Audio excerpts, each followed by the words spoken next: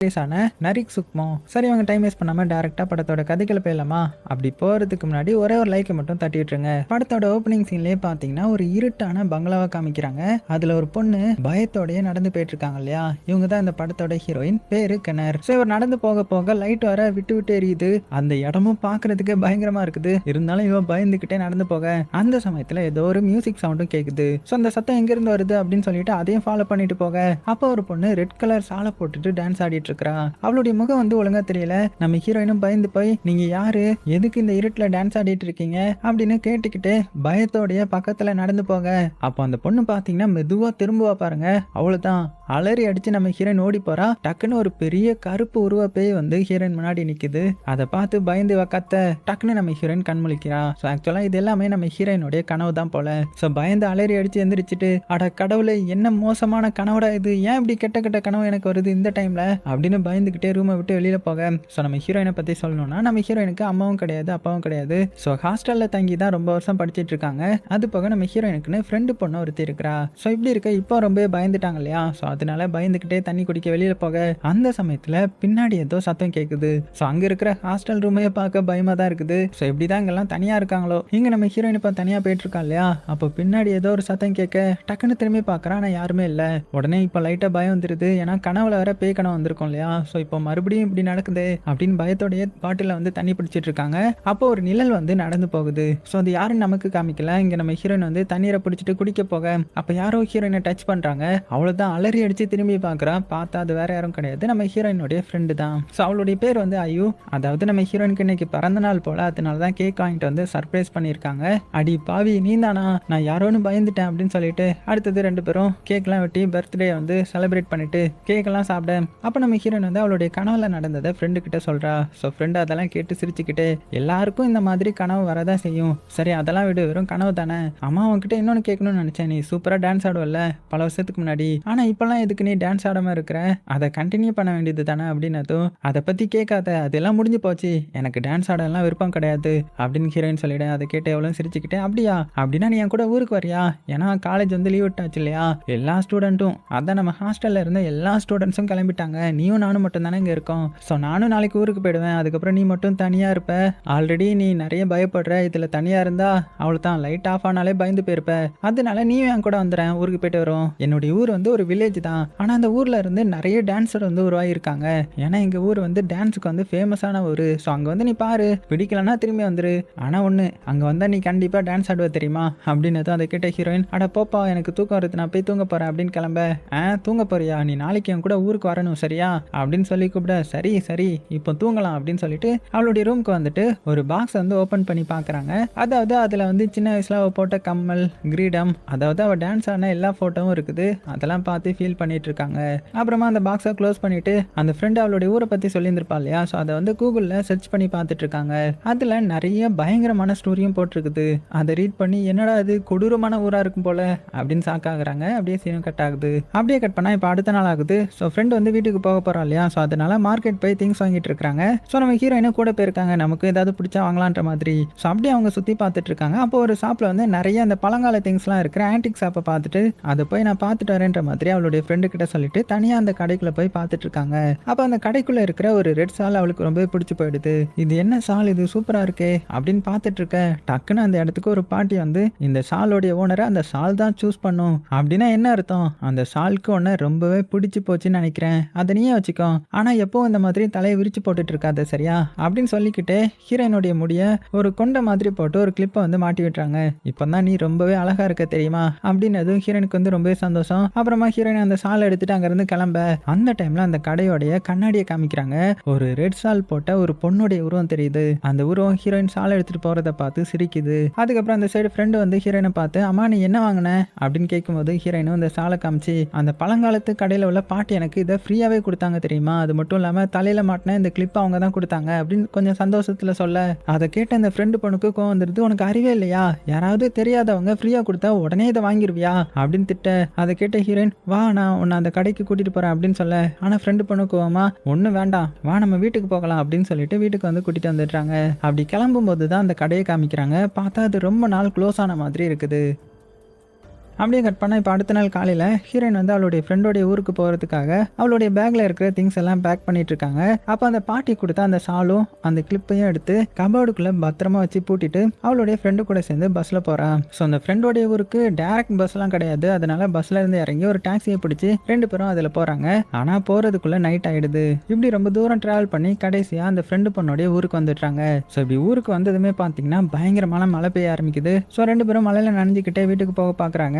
அப்படி கொஞ்ச தூரம் வந்ததுமே ஹீரோயின் ஃப்ரெண்டு கிட்ட கொஞ்ச நேரம் இங்கே நின்றுட்டு போவோமா, ஒரே மழையா இருக்குல்ல அப்படின்னு சொல்ல சரின்னு சொல்லிட்டு அந்த இடத்துல நிக்கிறாங்க. அந்த டைம்ல ஒரு வித்தியாசமான மியூசிக் சவுண்ட் கேக்குது. உடனே ஹீரோயினும் அந்த சவுண்டை கேட்டுட்டு எங்க இருந்து அந்த சவுண்ட் வருது அப்படின்னு பாக்குறா.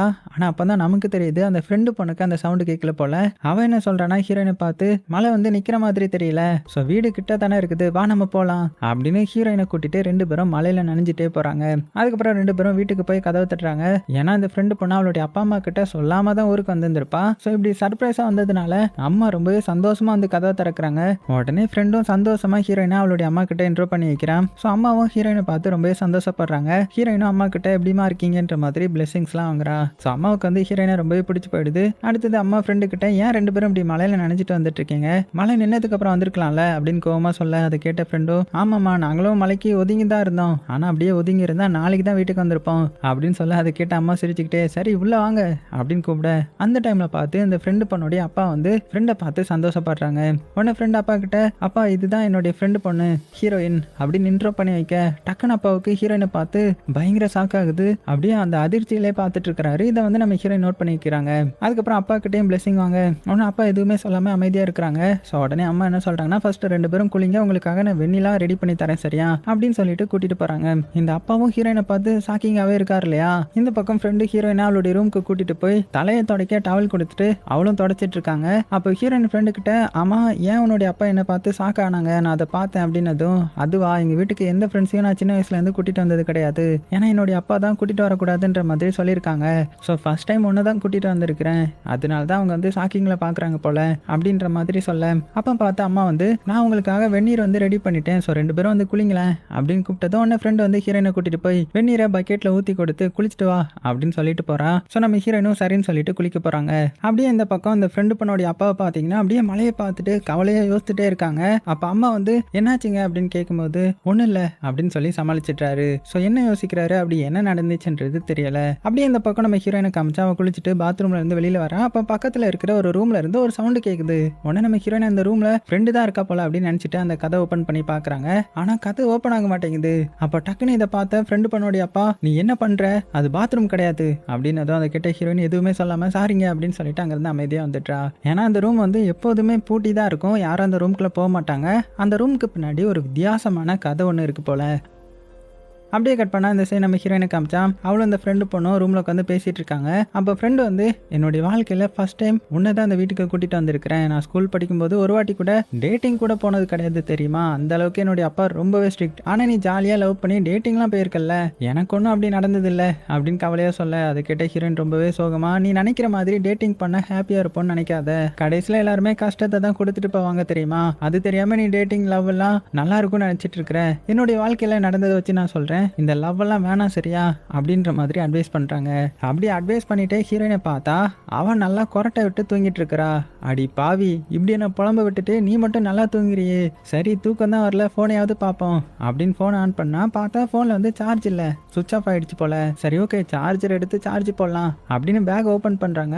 அப்படி ஓபன் பண்ணி பார்த்தா அவ மறந்து போறா. ஏன்னா அந்த பாட்டி கொடுத்த சாலும் அந்த கிளிப்பும் இவளுடைய பேக்ல இருக்குது, இதை நம்ம எடுத்தே வைக்கல எப்படிங்க வந்துச்சு அப்படின்னு ஒண்ணுமே புரியாம சரி ஓகே இதை தெரியாம எடுத்து வச்சிருந்திருப்போம் போல, நம்ம ஃபர்ஸ்ட் சார்ஜ் போட்டு போன் ஆன் பண்ணலாம் அப்படின்னு அந்த ரூம்ல சார்ஜோட சுவிட்ச் பாயிண்ட்டை பாக்குறாங்க. ஆனா எங்கேயுமே இல்ல. சரி இதான் பெரிய வீடா இருக்கு, வெளியில வச்சிருப்பாங்களா இருக்கும் அப்படின்னு வெளியில ஏதாவது இருக்கலான்ற மாதிரி பார்க்க போறாங்க. அப்ப அவளுடைய கால்ல தண்ணீரா இருக்குது, என்னடா இது தண்ணி கொட்டி இருக்குது அப்படின்னு மேல பாக்குறா. பார்த்தா இந்த ரூம்ல மேல இருக்கிற ஒரு ஹோல் வழியா தண்ணி வந்து உள்ள வந்துட்டு இருக்குது போல, மழை தண்ணி. ஸோ அதை பார்த்து ஹீரோயின் கிச்சன்ல போய் பக்கெட் எடுத்துட்டு வர அப்போ கிச்சன் ரூமோட விண்டோ பாத்தீங்கன்னா காத்துல அடிச்சிட்டு இருக்குது. இதை பார்த்த ஹீரோயின் விண்டோவை லாக் பண்ணிட்டு திரும்புறா. அப்ப ஃப்ரெண்டோட அப்பா டைனிங் டேபிள்ல உட்காந்து இருக்கிறாரு. டக்குன்னு பயந்து போய் அப்பா நான் பக்கெட் எடுக்க தான் கிச்சனுக்கு வந்தேன், ரூம்ல மழை தண்ணி லீக் ஆகுது அப்படின்னு. ஆனா அந்த அப்பா பாத்தீங்கன்னா எதுவுமே சொல்லல.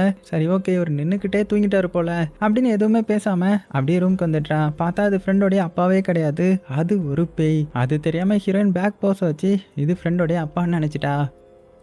அப்படியே கட் பண்ண இந்த பக்கம் ஃப்ரெண்டு பொண்ணுடைய அம்மாவை காமிக்கிறாங்க. அவங்க கூட தான் இந்த அப்பாவும் நல்லா தூங்கிட்டு இருக்காங்க. அப்போ டக்குன்னு ஒரு கருப்பு உருவ பேய் இந்த அப்பா கிட்ட வந்து நான் ட்ரெஸ்ஸை தனியா தான் சேஞ்ச் பண்ணுவேன் அப்படின்னதும் அவ்வளவுதான். டக்குன்னு அப்பா எந்திரிச்சு லைட் ஆன் பண்றாரு. பார்த்தாங்க யாருமே இல்ல. என்னது அது, ஏன் அப்படி சொல்லிச்சுன்னு தெரியாம ரூமே சுத்தி பார்த்துட்டு இருக்காரு. அப்ப அவருடைய பிரதருடைய போட்டோ எடுத்து பார்த்துட்டு ஃபீல் பண்ணிட்டு இருக்காரு. இந்த போட்டோல இருக்கிறது யாருன்றது பின்னாடி வர சீன்ல நமக்கு காமிப்பாங்க. அப்படியே இந்த பக்கம் நம்ம ஹீரோயின் இங்க என்ன நடக்குதுன்னு தெரியாம ரொம்ப பயந்து போய் தூங்கிட்டு இருக்கா இல்லையா. அப்படியே கட் பண்ணா இப்ப அடுத்த நாள் காலையில ஆகுது. நம்ம ஹீரோயின் ஃப்ரெண்டு பொண்ணு 2 பேருமே பக்கத்துல வாக்கிங் போயிட்டு வரலான்ற மாதிரி கிளம்புறாங்க. அப்ப அவங்க அம்மா கிட்ட சொல்லிட்டு போக உடனே அம்மா வந்து ரொம்பவே கேர்ஃபுல்லா போங்க, இந்த ஊர் வந்து ரொம்பவே மோசமான ஊர் தெரியும்ல அப்படின்னதும் சரிம்மா அதெல்லாம் பாத்துக்கலாம்னு சொல்லிட்டு 2 பேரும் அங்க இருந்து கிளம்புறாங்க. இந்த பக்கம் ஃப்ரெண்டோடைய அப்பா வந்து ஃப்ரெண்டோடைய ரூம்ல மழை தண்ணி ஒழுகி இருக்கும் இல்லையா, ஸோ அந்த பக்கெட்ல வந்து தண்ணி பிடிச்சி வச்சிருந்திருப்பாங்கல்ல, அதை எடுத்துட்டு வந்து கார்டன்ல ஊத்திட்டு அவங்க 2 பேர்த்தையும் பார்த்துட்டு இருக்காங்க. அதே சமயத்துல இந்த சே நம்ம ஃப்ரெண்டு பொண்ணு ஹீரோயினுக்கு அவளுடைய ஊரை சுத்தி காமிச்சிட்டு என் கூட வா டான்ஸ் சொல்லி கொடுக்குற இடத்துக்கு கூட்டிட்டு போறேன் அப்படின்னு சொல்லி ஒரு இடத்துக்கு கூட்டிட்டு வரா. உடனே 2 பேரும் அந்த டான்ஸ் கிளாஸ்க்கு போறாங்க. அங்க ஒரு பாட்டி வந்து சூப்பரா ஸ்டூடெண்ட்ஸ்க்கெல்லாம் டான்ஸ் சொல்லி கொடுத்துட்டு இருக்காங்க. உடனே ஃப்ரெண்டு பொண்ணு பாட்டியை மீட் பண்ணி ஹீரோயின் இன்ட்ரோ பண்ணி வச்சுட்டு இவங்க தான் டான்ஸ் டீச்சர் அப்படின்னு சொல்ல அதை கேட்ட ஹீரோயின் அவங்க கிட்ட பிளெஸிங்ஸ் வாங்க.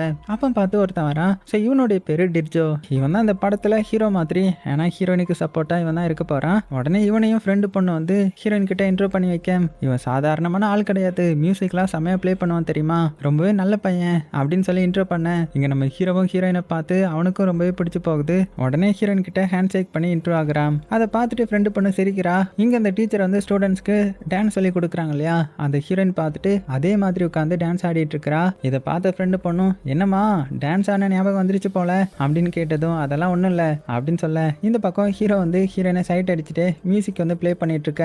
இதை பார்த்த ஃப்ரெண்டு பொண்ணு அங்கே பாரு அவன் உன்னை சைட் அடிக்கிறான் அப்படின்னதும் அதை கேட்ட ஹீரோயினும் ஹீரோவை திரும்பி பார்க்க உடனே ஹீரோ வந்து ஹீரோயினை பார்த்து சிரிக்க இவளும் ஹீரோவை பார்த்துட்டு என்ன சொல்றதுன்னு தெரியாம லைட்டாக சிரிச்சுக்கிட்டே ஃப்ரெண்டு பொண்ணை பார்த்து சும்மா இரு அப்படின்னு சொல்ல உடனே ஃப்ரெண்டு பொண்ணு டீச்சர் கிட்ட போய் ஹீரோயின் வந்து சூப்பராக டான்ஸ் ஆடுவா தெரியுமா, அவள் வந்து இதுக்கு முன்னாடி நிறைய காம்படிஷன்லாம் கலந்துருக்கிறா அப்படின்னதும் அதை கேட்ட ஸ்டூடெண்ட்ஸ்லாம் ஹீரோயின் கிட்ட வந்து எங்களுக்காக நீங்கள் டான்ஸ் ஆடி காட்டுங்களேன் அப்படின்னதும் அதை கேட்ட